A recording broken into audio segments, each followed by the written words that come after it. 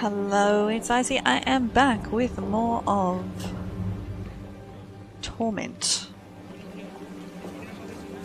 Let's go talk to a few more people around the city. Like this kid, Jerem, who has a name. Oh no, we have some more named people.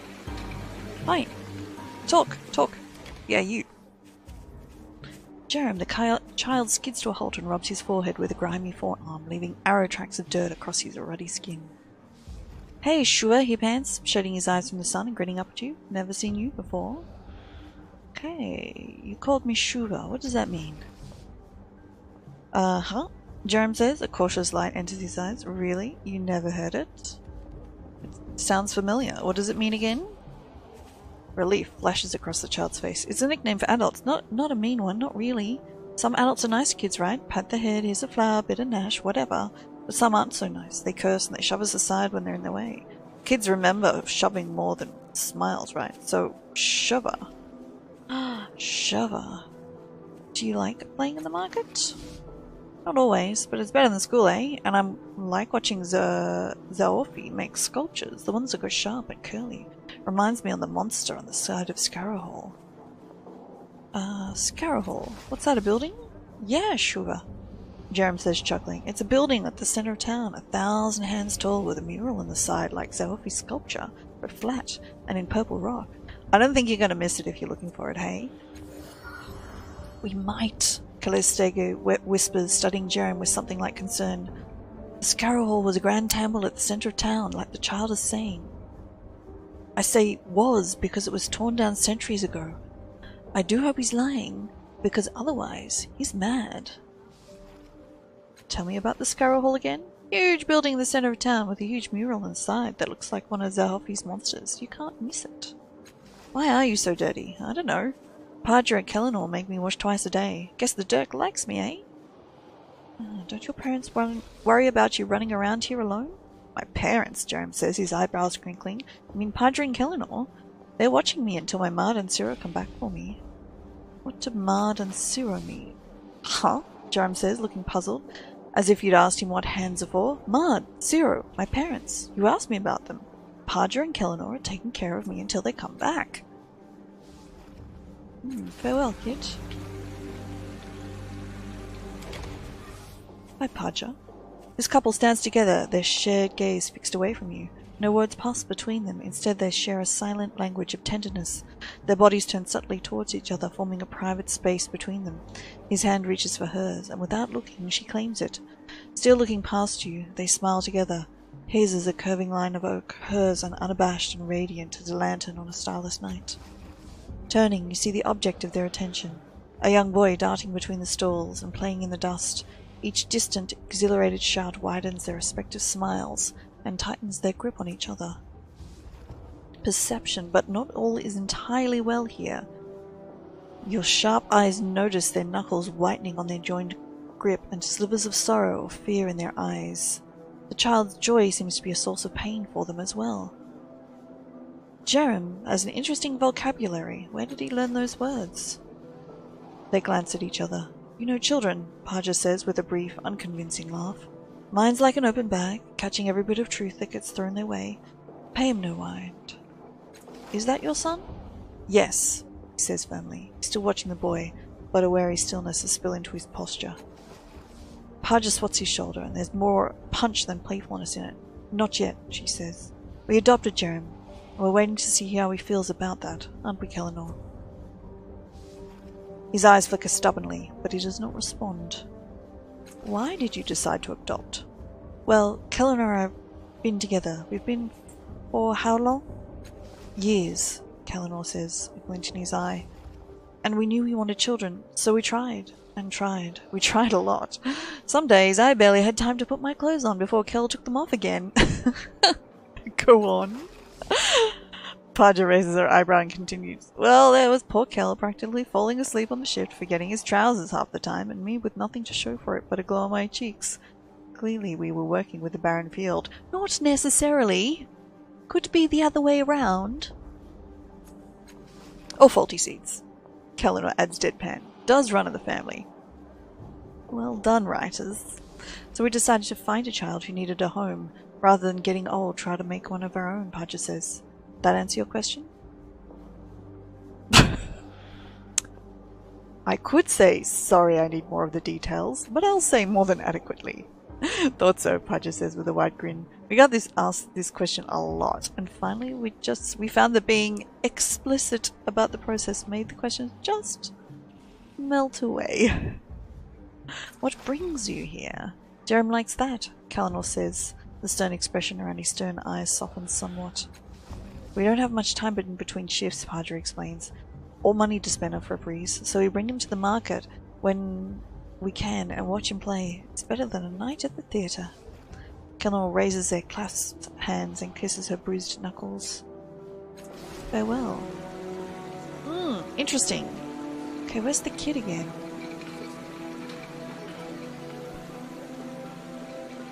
Dried virulent meat. Okay, where is the kid? There he is. Let's talk to Jerem again and see if we can...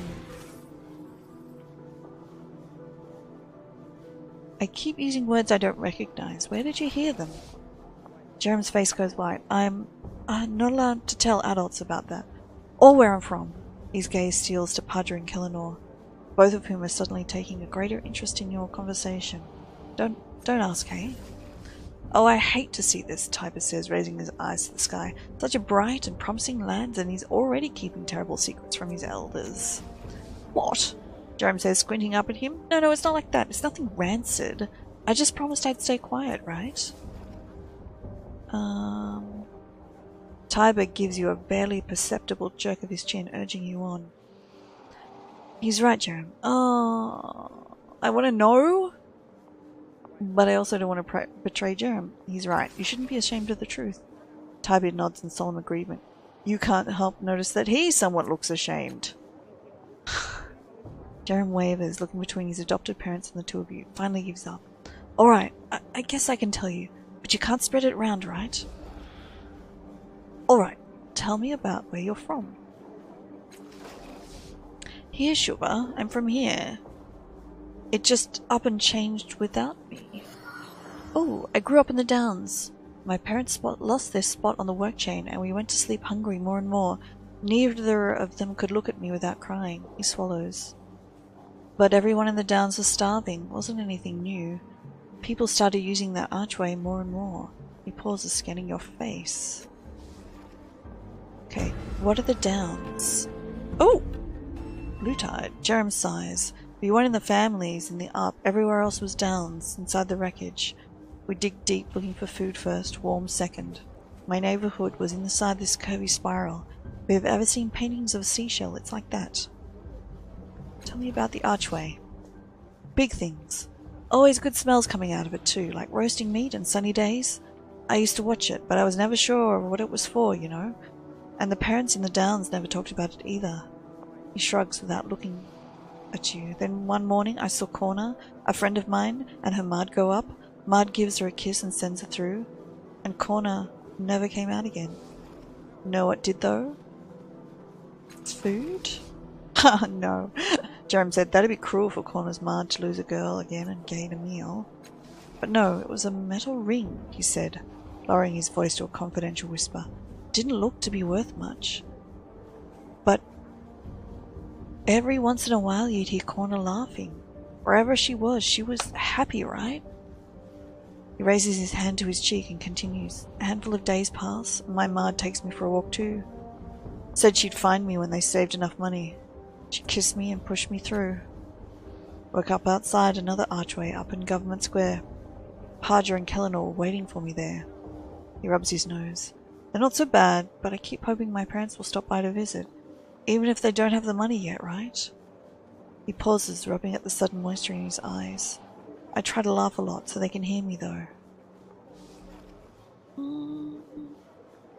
Oh wow, okay.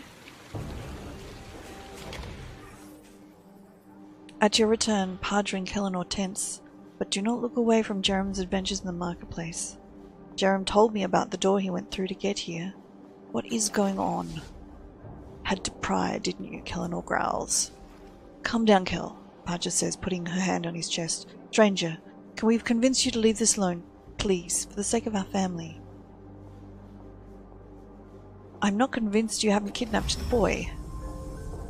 Oh, Indigo. We don't have to tell her anything, Kellenor says. The more we argue, Paja says, the more likely Jerem will overhear. Yet her eyes shift to you, flat and angry. Jerem got here through the House of Empty Time. He comes from sages like us, only centuries in the past. That's why his speech is different, where he remembers places that aren't here anymore. She jabs you up the chest with a callous finger. Keep this to yourself. We'll tell him ourselves when we find a kind way of letting a child know that everyone he knows and loves is long dead and dust. Oh. I won't be the one to tell him, but you shouldn't soon. I can't be a part of this. He deserves to know the truth. I promise I won't tell him. I lie and promise I won't tell him. I can't promise anything. I won't be the one to tell him, but you need to know the truth. You're right, Paja says. And we will, I promise. Tell me more about the House of Empty Time. We don't know any more than you, she says, shrugging. Find the house's keeper and ask her. Her name was... A forehead. She trails off. Forehead creased in thought. Alison Peary, Kellenor says, keeper of the House of Empty Time. You might find her in Government Square. Thank you, Kel. I couldn't hold on to a name. It was buried in a bag of shins, Paja says cheerfully. Me too. Anyway, at the very moment we decided to adopt, she was knocking on our door. We were nervous, but we can't argue with the results.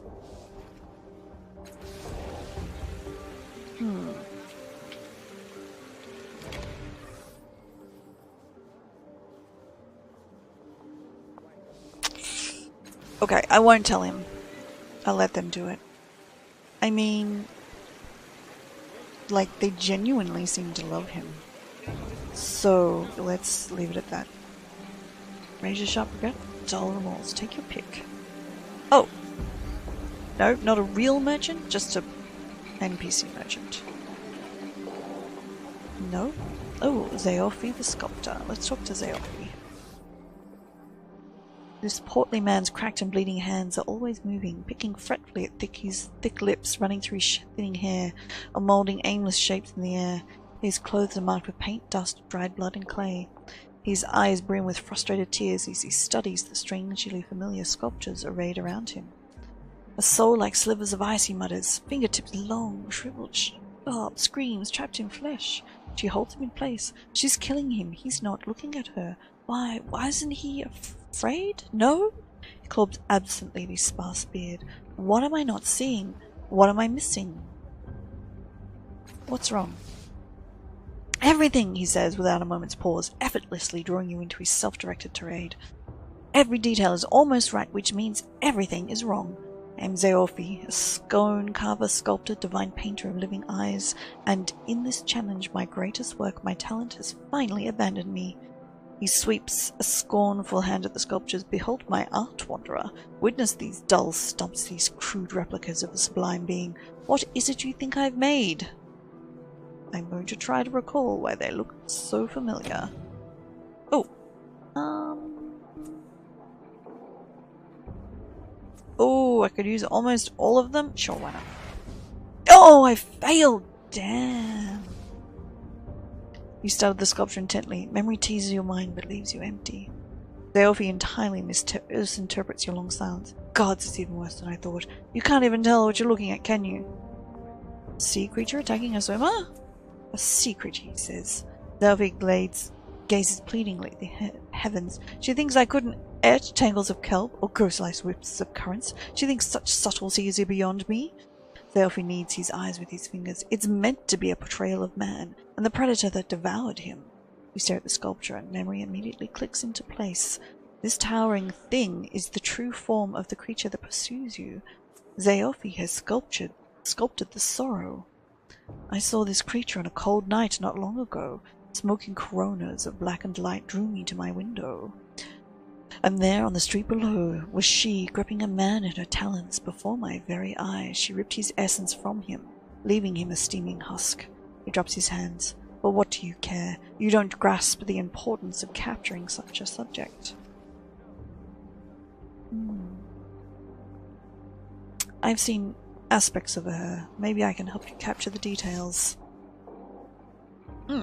We shifted again to something. Zeofi stares at you dumbfounded. You think I'm trying to sculpt the killer, he says, and then immediately corrects himself. Of course I am. I've succeeded, in fact. She is beauty and vengeance incarnate. What artist worth his metal wouldn't capture such a being? But she doesn't need to be remembered. How could anyone forget such a lethal creature? No, the source of my ruin is this damnable man. Davy points a trembling finger at the faceless human cradled in the statue's talons, a charred, oddly familiar pattern etched on the stone head. He stared eternity in the face and did not blink. But he will be forgotten unless I capture him here, and I cannot do that unless I know what drove him. The moment he fell, I ran for the street, but the Dendra O'Her claimed his body and took it away, probably to their foul chapel in the underbelly. Now I'll never know who he was. How many statues have you made? Ha! If only my efforts could be limited so. I've sculpted that blasted moment in marble, granite, and clay. I've painted it in oil and blood. It even follows me into sleep, where I weave the scene from clouds and dream stuff. Even those were flawed. Artists, Tiber murmurs. You think they'd be a happy bunch. They slap paint on a canvas and somebody pays them for it. But no, they thrash around in their sleep, moaning and stealing all the sheets. Is there anything else you can remember about the creature that killed your subject? What a surprise! Xenophii says with a ragged, scornful sigh. Yes, let's ignore the incandescent flare of this stranger's brief life and focus on his murderer. She's so much more glamorous. Grips his sparse hair as if it's going to fall out and glares at you. That's what you want, isn't it? That's what everyone wants.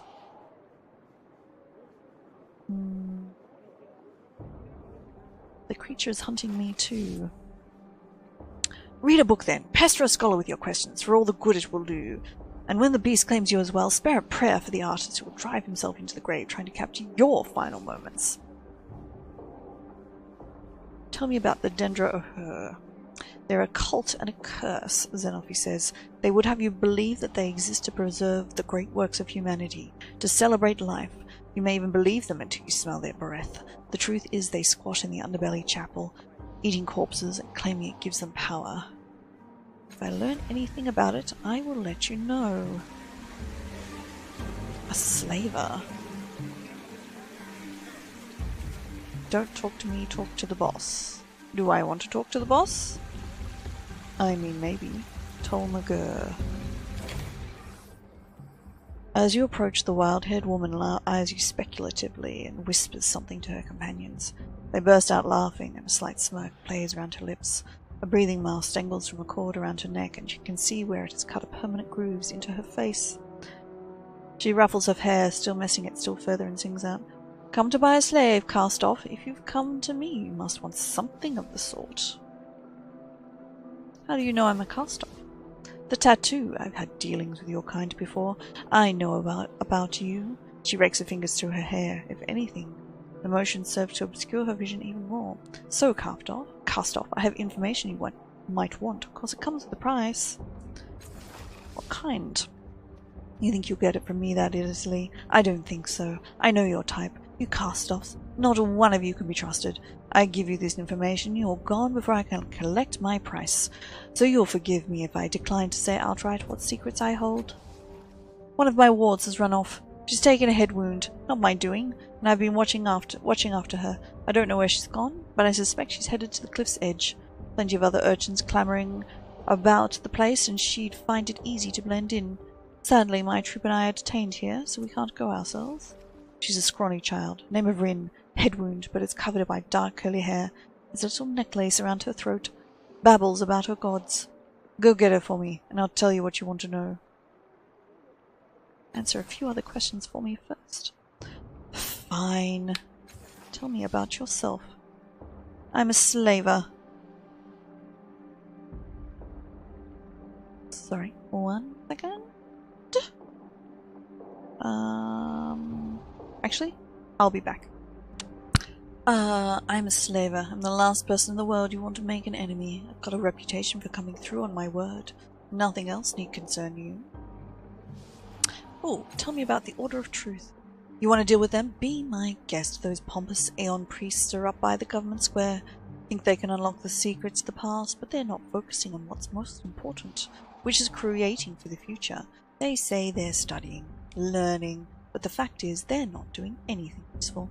Don't let them tell you otherwise.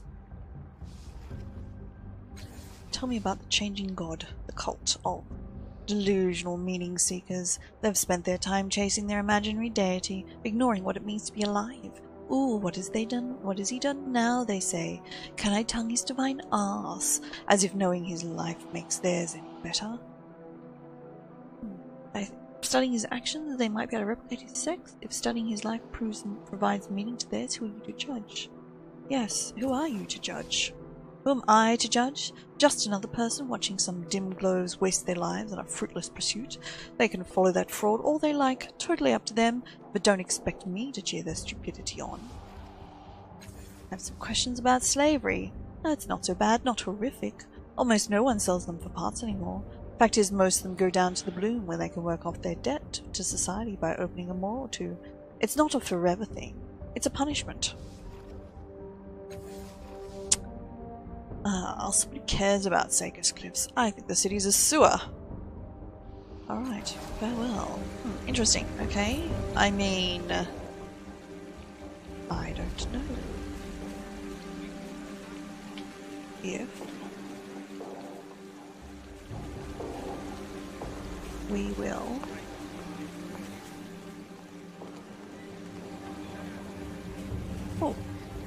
sorrow stalks the streets. Can we talk to you? I'm just making up it as a go, pal. No worries, it's all in fun. I arrived last night from Harif. You knew. Oh, Belinda and Starisi. Alright, let's talk to these people. Belinda, nearly every inch of this merchant's body is covered in tightly wound robes and furs. A hood obscures its head and a mask conceals its face. This doesn't stop you from noticing that it's apparently furious with you. Trembling, it bats at a similarly dressed companion. Both of them turn their impassive masks back at you. Neither Falindi nor Starisi could believe it, but the thief had come back. Had she come in shame, ready to return what she had taken? No, her hands were empty, her expression baffled. Falinda crossed swaddled arms. Perhaps the thief had simply forgotten to return what she had borrowed, but this made her no less than a thief.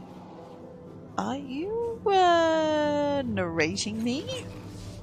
The thief said, trying to distract Belinda from the matter at hand, but the merchant would not be distracted. 10 years ago, this thief had borrowed a book. Belinda wondered if the scoundrel was possibly unfamiliar with the definition of the word. It did not mean that taking a thing and keeping it after all. Starisi pointedly returns to work, ignoring you both. Belinda sighs, massaging its temples with gloved hands. But in the end, Belinda took a deep breath and asked the thief to simply return the sealed and long overdue book with the 5-coloured sigil on its cover. How can you possibly remember who borrowed a book from you 10 years ago? The cunning thief said, hoping to arouse doubt in Belinda's mind. But the hope was a foolish one. Belinda was memory, in the same way the thief was fatty tissue fluids and chunks of calcium. Belinda was out of patience. Was the thief going to return the book or not? I can't promise anything, but I'll look for it. The thief muttered, ashamed, but Belinda was satisfied, temporarily. And with that, the merchant returns to its work as well. Why do you narrate everything I say? The thief said, but Belinda knew from long experience there was no explaining it. The merchant kneels before a bookshelf and jams book after book into the remaining space. This frustrated Belinda. After all, the two merchants were creatures of word, bound in metal and cloth. But whenever Belinda tried to bend these same words into explanations and answers, they crumpled and fell apart. They could not fold themselves around the truth. The merchant slams the final book into place, and so Belinda said nothing. Very cool. Okay. That is cool, actually. Who is this? An arms merchant. Okay. The arming room. Buy, sell, trade. Under the awning, a skinny man with stooped shoulders and a concave chest is cleaning a filth-caked weapon of some kind. He salutes you with a green easy hand. Down in a moment. Have a look around. If you need anything, let me know. What can you tell me about the cliffs? Good place for arms trade. Not much call for weapons in the city proper, it's true. The levies keep things quiet. He shrugs. I get most of my business from the mercenary companies. The endless battle draws them by the dozens. Explorers too. Plenty of carcass, save up their shins and kit themselves out and fancy like. Then they wander down to the reef or into the bloom and never come back. Alright. Show me what you have for sale! Cool. Let's sell some things. Okay, I have a cipher. It's not worth much. Physical damage to all characters in range. And its range is medium. Okay, we might save it for something. Okay, these are healing things of varying sorts. And we have light armor. We have no weapons still. Can I buy a weapon? Do I want to buy a weapon? And how much do they cost? 16. How much do I have? 31. Okay, cool. A Verid. 35. So we can't buy that. It is speed based. Maces and light base. Okay. Shield. Is that a two-handed? Can I tell? Oh, actually, I think I want to go ranged anyway, don't I?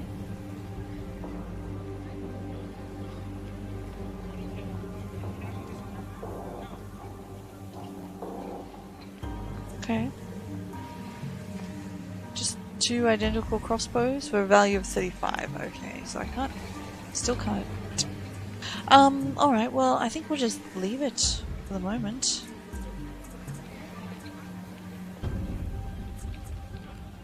Oh, I could sell one of these. Nah, that's fine. I'm sure that we will get some gold at some point. The genocide? This burly, armor-clad figure stands almost motionless as you approach. He regards you silently through his singular eye. The studs on his arms and blades on his shoulders are stained, pitted with age. When he speaks, his voice is muffled and artificial, a hollow grumble that emanates entirely from the helmet. I am the genocide. If you ask, I must answer. Pass on then. Exchange no words. Why? From within the helmet you hear the grinding noise, the sound of teeth gnashing amplified. Then the voice again, bleak. We sat at the river's edge and we wept, for time was. We saw nothing more to conquer, and yet our fears still drove us. We had conquered the land, purchased impurities, made it ours. Still we wanted more. When we heard that humans had come to carve a home, we rejoiced to have a new foe, a new test of our truth. We rode against them. We drove them to the forge of the night sky, to the valley of Mirajolis, to the dangers of the Black Riage. But those who built atop these ruins, they thwarted us time and again, and so we brought our constructs and our deadliest warriors to the bay outside the city. We laid a mighty siege. We entered the human settlement. We fought past the barricades and traps. Some of our constructs are still here, silent and dead. But when we thought we had achieved our greatest victory... He lowers his head. A powerful nano saved them. With his magics he called upon the strength of the ancients and captured us. I thought my life was at an end, but he imprisoned me in slow time, trapped me in my body, used machines to paralyze my will. I still remember our glories, and I see the fated future in front of me, and I am powerless to act. The memories of our triumphs remain always at the forefront of my mind, and I must answer the mocking questions of these people, or suffer. What are you? I am a blade that cannot cut, a weapon that cannot strike, a living monument of failure. I was Osgesti Telkotu, the firm hand of tradition.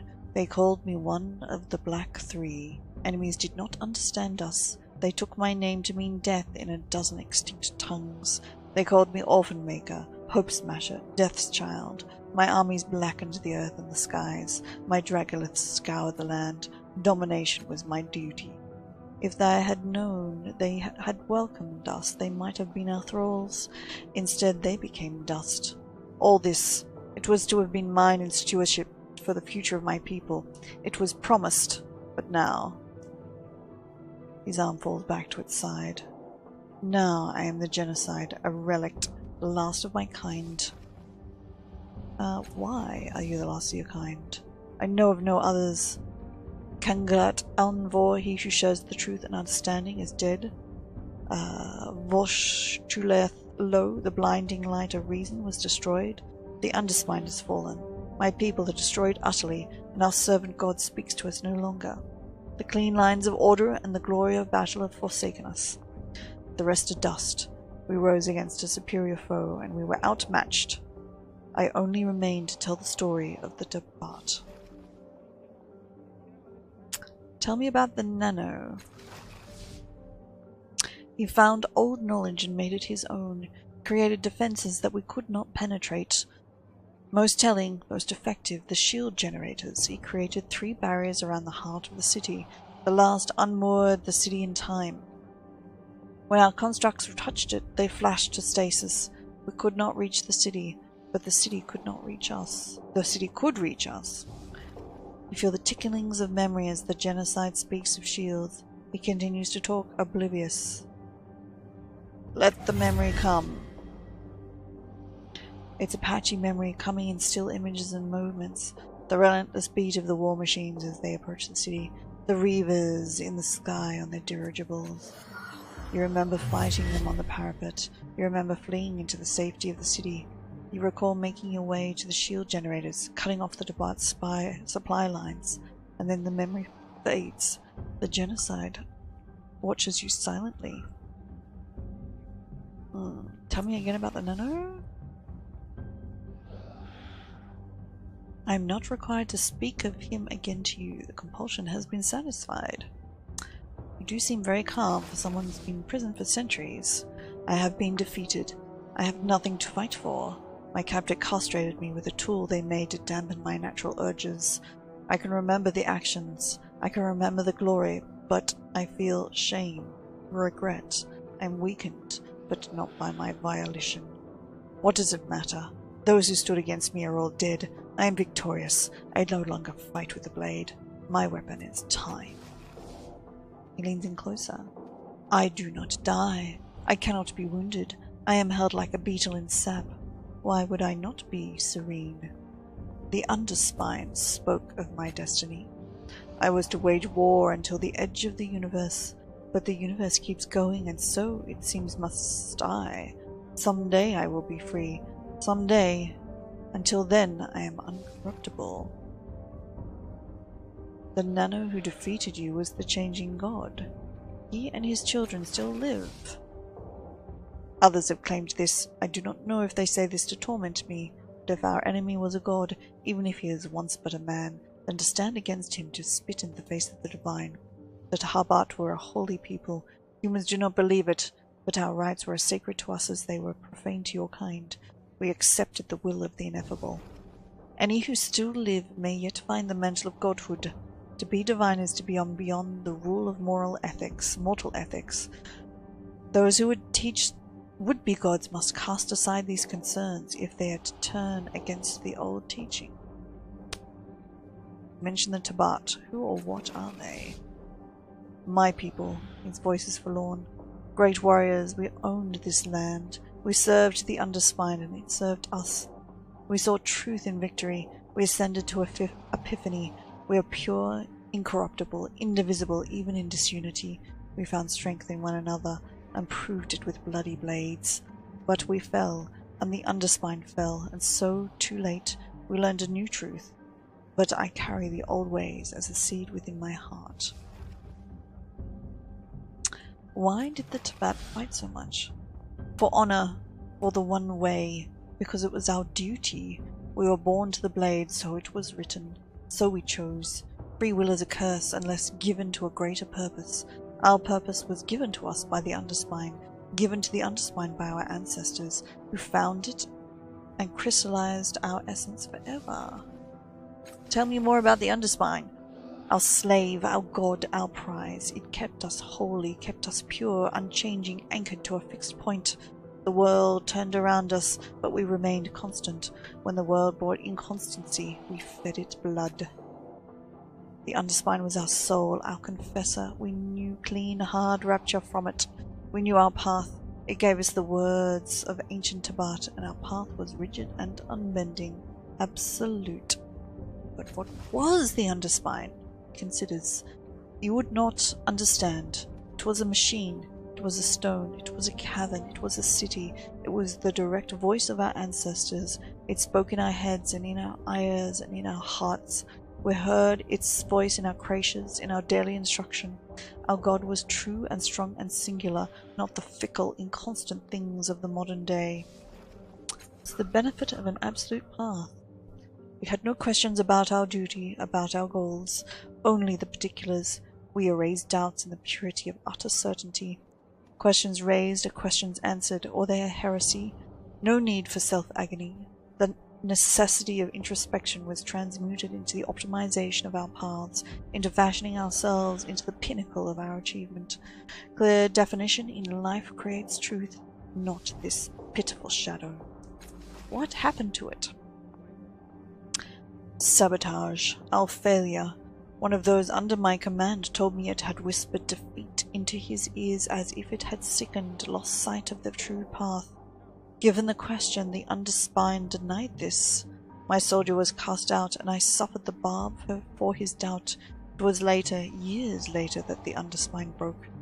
After our failure, I have never been sure if the seeds for our defeat were planted in those days. The Nano who captured me, who nailed me to time, used the Mindseer to ferret out the Underspine's location. I do not know if he ever found it in the world. He raped a genocide from me and mocked me with his oh, that word I don't know how to pronounce. Sobriquet? I don't know how to pronounce that one. It was not to blame. I was not to blame. I will stand before the Underspine and swear my innocence. Your path was unbending. No wonder you broke. I do not bend now. I have been driven down, but I do not bend. I live, and those who stood against me are dead. He turns away from you. Do you have more questions, or do you release me?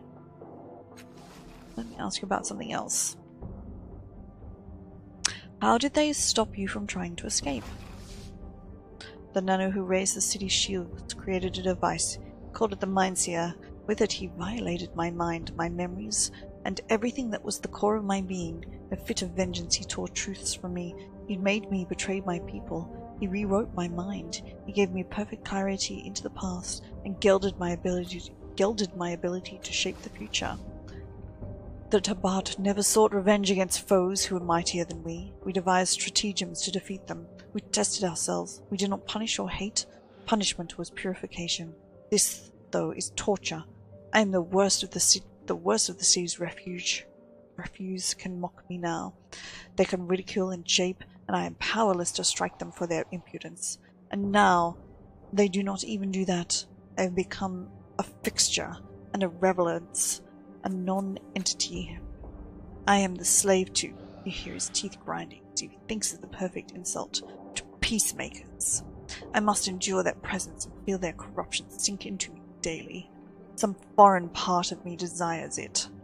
But I remember that I will triumph over them. Eventually they will die, and I will not.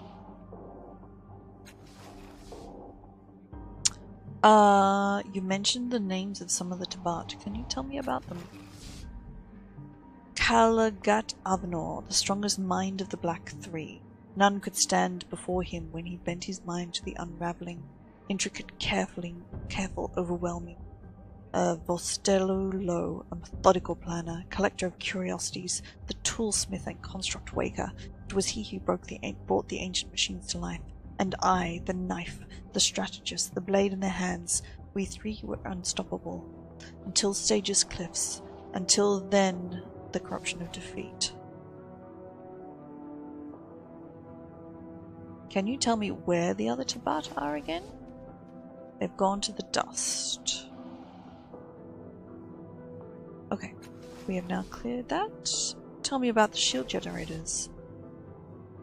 I told you their effect. They unmoored the city in time. They severed our supply lines. They left us vulnerable and defeated us. The underspine strategy failed us. I began to doubt. The generators, unused, abandoned, their purpose forgotten. Though the people are still of this city still swear by our name, and our terrors are fresh in their nightmares, despite the passage of centuries, they have forgotten the means of their salvation. This one beside me no longer functions, but one of the others, buried in the ground not far from here, and has not yet failed. It powers the clock around which these ridiculous fools prance. Okay.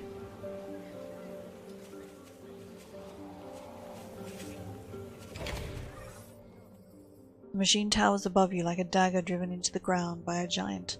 It seems much older than the surrounding buildings. Your hands itch to touch the array of dark panels scattered around the machine, as though they have been touched by them before. Try to remember. Oh, do I have enough? Fine.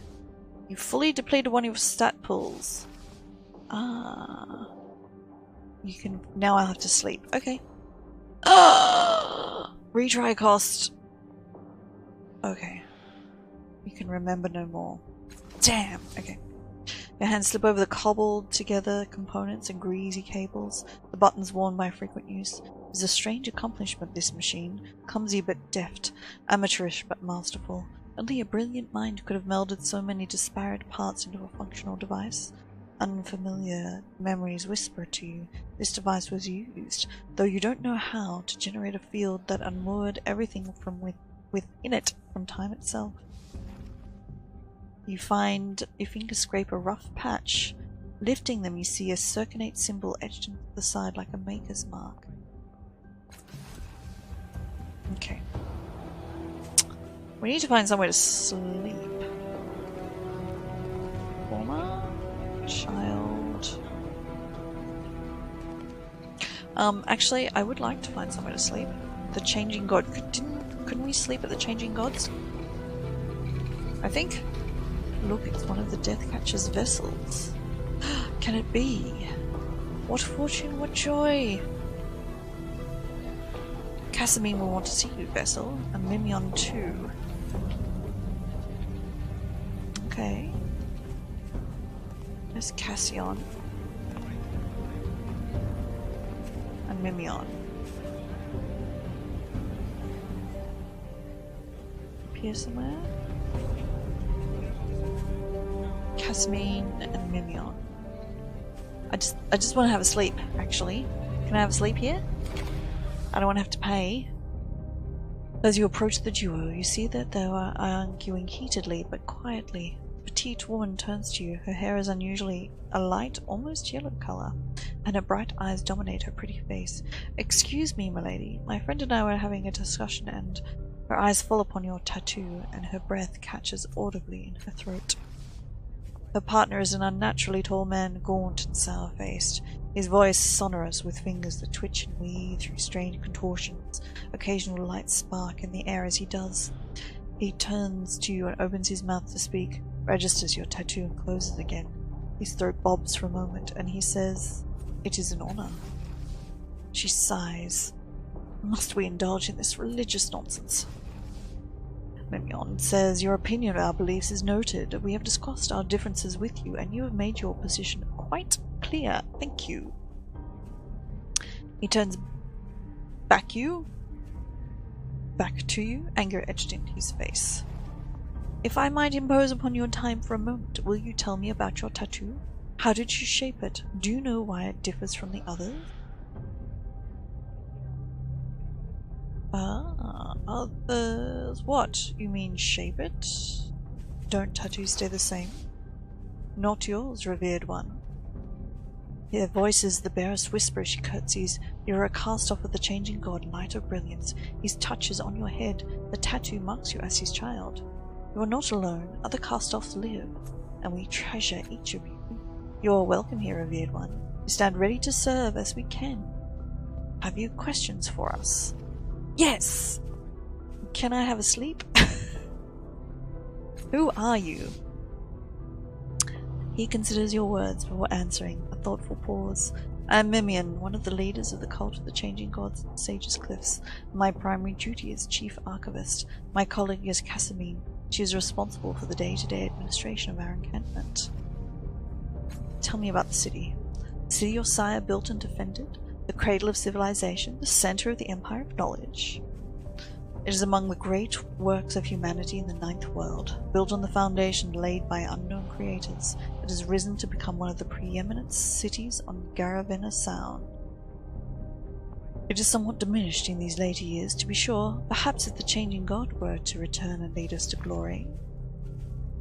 Tell me about the sorrow.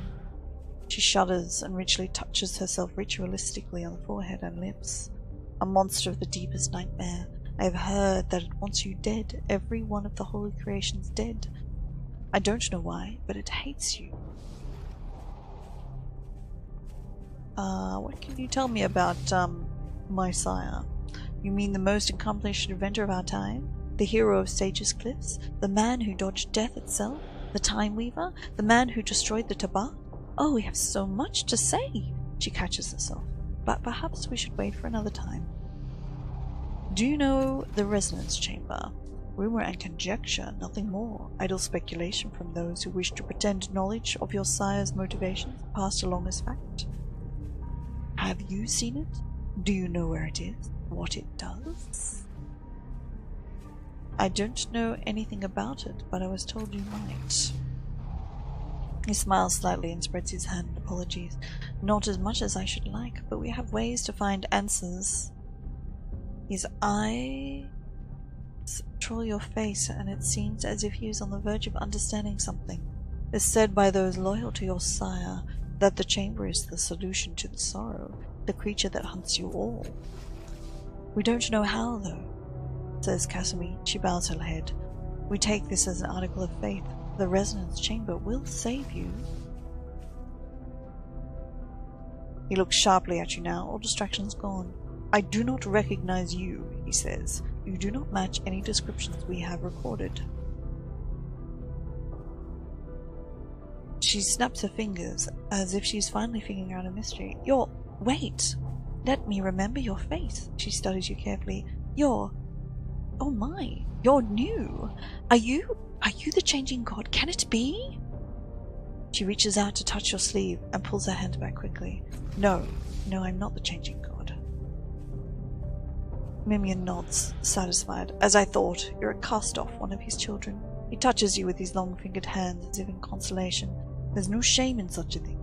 Many cast-offs have come to our attention, and some of them have sought to deceive us so that they might seem more important. If you're as new as we suspect, it is better for us, to know the truth of your existence than to bluster and lie. Casamine is crestfallen. She touches your shoulder. Are you sure you're not? She catches herself. No, why would you like that? She wrenches herself into optimism and chirps. But you're new, aren't you? You're new. Have you decided what you'll do? What you'll be? Your sire's other children have done amazing things. Amazing. And no doubt you will as well. Mimian lays a hand on her shoulder. His voice is low and cautioning. Kaz, he says. She looks away from him for a moment, swallowing sudden tears, and he says, We have a request of you. He gestures towards the clock behind him. Dark figures circumambulate these clock faces. I theorize that your sire's creation of time shields that protected this city established a connection with his future selves. Given this, we believe these figures may be cast-offs, or ghosts of cast-off perhaps, the living shells of the bodies your creator has worn previously. The clock is unmoored in time, you see. We do not have knowledge sufficient to investigate, but you might. You have a connection with he who created the clock. You should be able to align it with the present time, and uncover who these figures are. If you cannot, at least you will increase our store of knowledge. Casamine smiles bravely, looking between Mimian and you, and she says, And then we can answer the questions you might have, right? Do you have any idea how to fix it? We've tried. We've appealed to the Order of Truth. I've spoken with eminent seekers of knowledge. We have sent for wisdom from as far as the Steadfast. A great achievement, you must agree. None have given us an answer. We believe your sire created the device or had a hand in it, perhaps. His maid danced across his face. Ah, his hungry-eyed compatriot steps in. Perhaps you can find an answer where the others have failed, and then we can help you. You will have our boundless gratitude, revered one. Okay. But I need to sleep. Can I help you after a sleep? Or is that just... what's this? The structure is embedded in the ground. It was clearly not made by the same people who built the Circus Minor. It looks as though the device extends deeper into the ground, below the road. Weathered runes are spread across this device's surface. Okay, can I just speak to a cultist or not? No. There's an ancient device embedded in the ground. Weathered runes. I'm sure it said I could sleep at the camp. I need to sleep.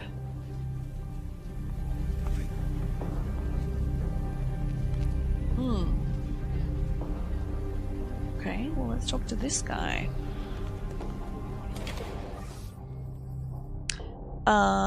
Philetheus, a creature floats before you, hidden inside the bulk of its armor-cloth robes, unmoving and unmoved by your presence.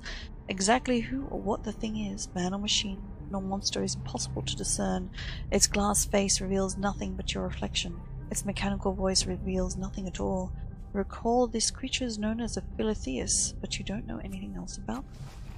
Exquisite. The Philetheus grates in greeting, perhaps, or perhaps lost in its own inscrutable thoughts. Why, thank you, Tibia replies. Philetheus does not acknowledge his quip or even his existence in any way. Exquisite. The thing answers, no, it is not. The moment stretches uncomfortably, and you feel the cold scrutiny of it on you. At last it speaks again.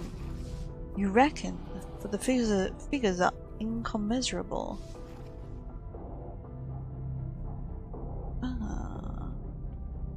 The Philetheus's impeccable glass glaze bores through your skin and sees more than others do. It seems to be seeking something from you.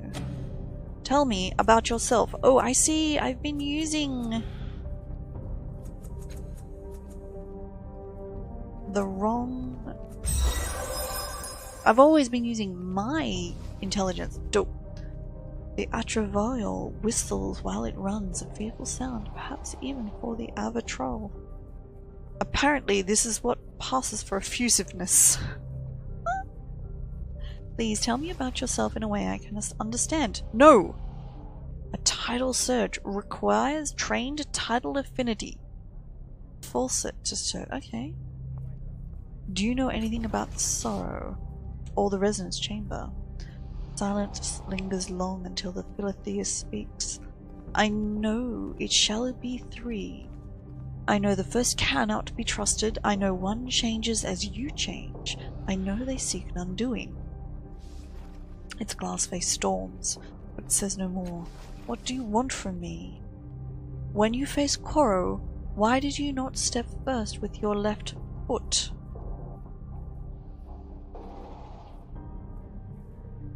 I assumed it placed me in a better position. Accepts your answer in silence, and then replies. In his vault, the Cloven One reads from his great book to his disciples. He sleeps and awakens, and has forgotten his place in the grimoire. He begins anew. The book is part of him, and he has no legs and takes no steps. It is his own self from which he reads. It is his own self that is incomplete. It is his own self that binds him in the vault of his own mind. What more do you want from me? You did not accept your fall. When you are served the bitter root, will you eat? I don't know. Do you have any more questions for me?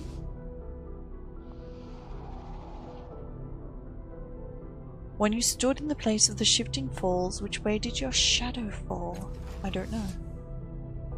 A long rumble echoes from inside its robes, changing at last to words. In the village of Thome, it is written, the eremite Algaceae descended into the deep darkness, for he could not bear to see his shadow. Do you have still more questions? No.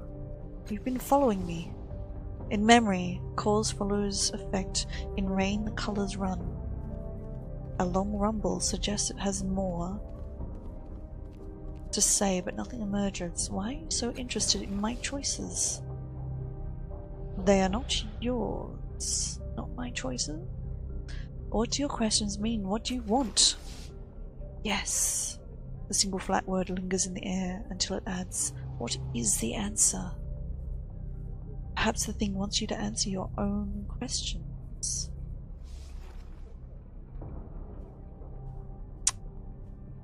Oh. Okay. You want to know if I'm drawing the story to this place? No, that seems too specific. You want to understand why I've done what I've done? You want to confound me? You want to know everything? I think it wants to understand. I don't think it wants to know as such. Silvertide. The nose did not spell with words. As you step away, it keeps its glass face trained upon you. I still don't understand what the tides mean. I still don't understand what the tides mean.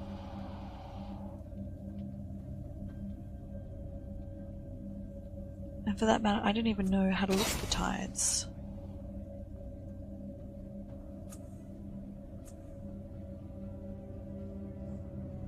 How do I look at my tides? Do my tides matter? I don't even know.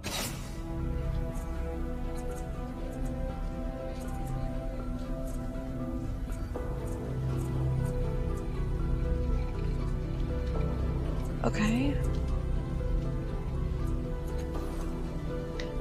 I don't know. Alright, so we could maybe fix the clock. We interact with it? The complex machine towers over you. Its purpose is unclear, but the three circular faces set into the ground remind you of clocks. Something is wrong with the machine, however. It's partially transparent, shimmering in the air when you look directly at it. The clock faces seem to show several different times at once. Humanoid silhouettes ripple beneath the central clock face. One places his hand against the face as though it were a glass wall. They seem to be watching you. The genocide said that this was run by one of the shield generators. Examine the machine.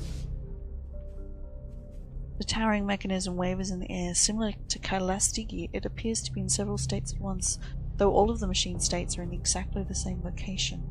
Can't touch it either. Your hand passes through it. As you pull your hand away, a memory strikes you as powerfully as if somebody took a club to your chest. You are working at the clock. It is no longer transparent but perfectly solid.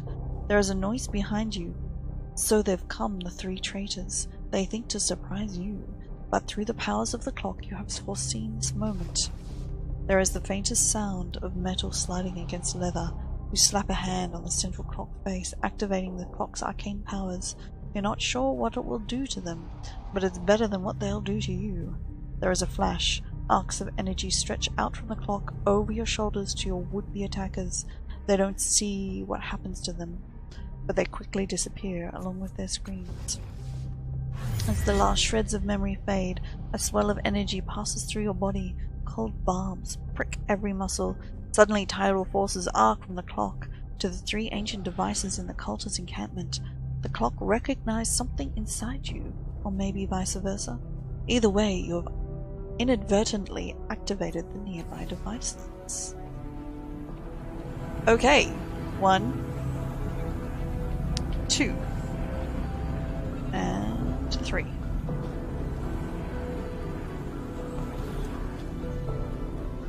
Okay. Right. I mean, okay, I guess we'll activate these. As you approach this device, Circus Minor is thrown into chaos. Buildings are on fire. People are screaming and running for their lives while armed soldiers hunt them. None of them seem to pay attention to you, as though it's some kind of vision, not reality. You glance down at the device. A series of images flit across its surface that don't appear related to the changes around you. You see faces of other people and places, all of them familiar. Examine the images on the surface. As soon as you focus on them and you feel the warmth on your head where your tattoo is, the images responded to your thoughts, slowing and changing at your whim. It's something about your body that allows you to do this, which perhaps means only you can even see the images. You immediately recognize the pictures as pieces of memory, specifically the 3 memories you saw back in the fathoms of your mind. Ah, look at the memory of the underwater city. The memory is recent. 2 men, both with tattoos like your own, are in an underwater city searching for something. The denizens of the city chase them from the artifact they seek and ultimately surround and capture them. As you review it, you get a strange feeling in your mind that you can only describe as a query. The device wants something from you. Suddenly you can remember the memories in the device are possibilities, but you can only lock one of the memories here, so it is the only one that displays. You don't remember what the purpose it served though. Okay, so let's look at the changes. Okay, squads of armored soldiers roll the streets, hunting and killing anyone they find. Mobs of people flee in terror, only a few hapless souls trying and failing to fight them off. The soldiers are completely encased in jagged metal armor. You can't even tell if they're human. Looking below in the carnage, the square in this vision looks wildly different. Many of the buildings are on fire and don't exist at all when you step away from the device, having been replaced with other structures. Let's leave this one alone and check the other one.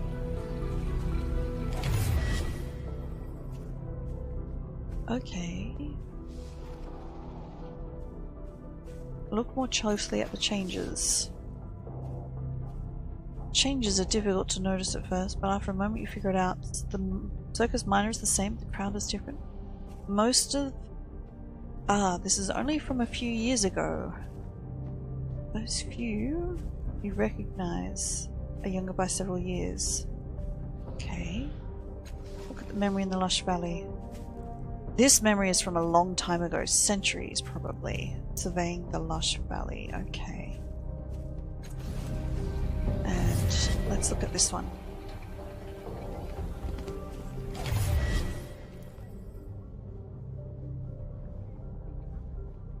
They don't appear related to the changes. Okay, look more closely at the changes. It looks completely different. People are dressed strangely, and though they speak the truth, they use many terms and phrases you don't understand. The square has changed as well. All of the tents are gone. The buildings are more colourful and less weathered. One building in particular rises from the edge of the square. A tower of purple rock, some 50 stories high. A mural is painted on the side, though you can't see it from here. Okay, so that would be the lush valley. Yes?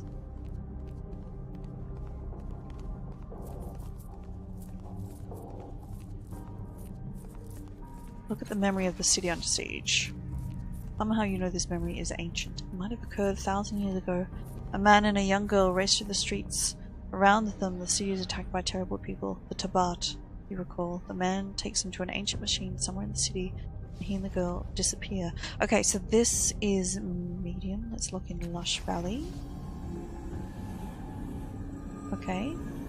They survey the valley in an endless loop. Oh! The shadow! Okay, this one over here is for the Tabat.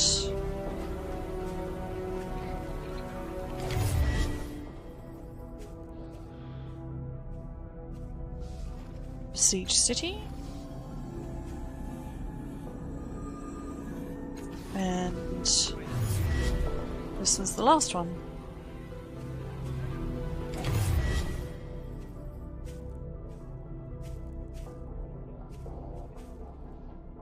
Underwater. As soon as you lock the third image, a final surge of energy arcs through the air. From the device to the clock itself, the clock shines for a moment, then becomes solid, fixed into a single state. At the same time, the device in front of you goes dark. Images disappear, as does the strange view of the city's past.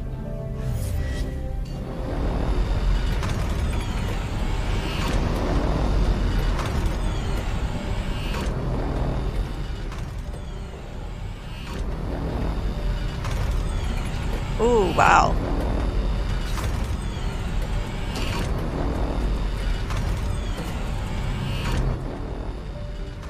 Yeah. Let's get that sound effect volume off, shall we? Let's talk to Casimine now. You fixed the clock! I knew you could do it! I knew it! She shoots a triumphant smile at Mimian. You must tell us what you saw. Who are those figures? Were they Karsops? What did they say? Were you able to retrieve them? Patience, Cass. We must first congratulate our guest. He turns to you. Masterfully done, revered one. A performance worthy of your sire. He bows gravely to you. You're most welcome here. Unfortunately, your task is not entirely complete. We told you our price. That decision stands. What? What do you mean? What? What else did I have to do? The machine is solid now. Each of the clear clock faces shows a single time, though none of them point to any time measurement you understand. You lean closer to the central clock face. 3 shadowy figures still lurk within, their features more discernible now. Suddenly the figures surge out of the clock towards you. Intense pressure strikes your head like a steel spike. Then everything goes black. Uh-oh.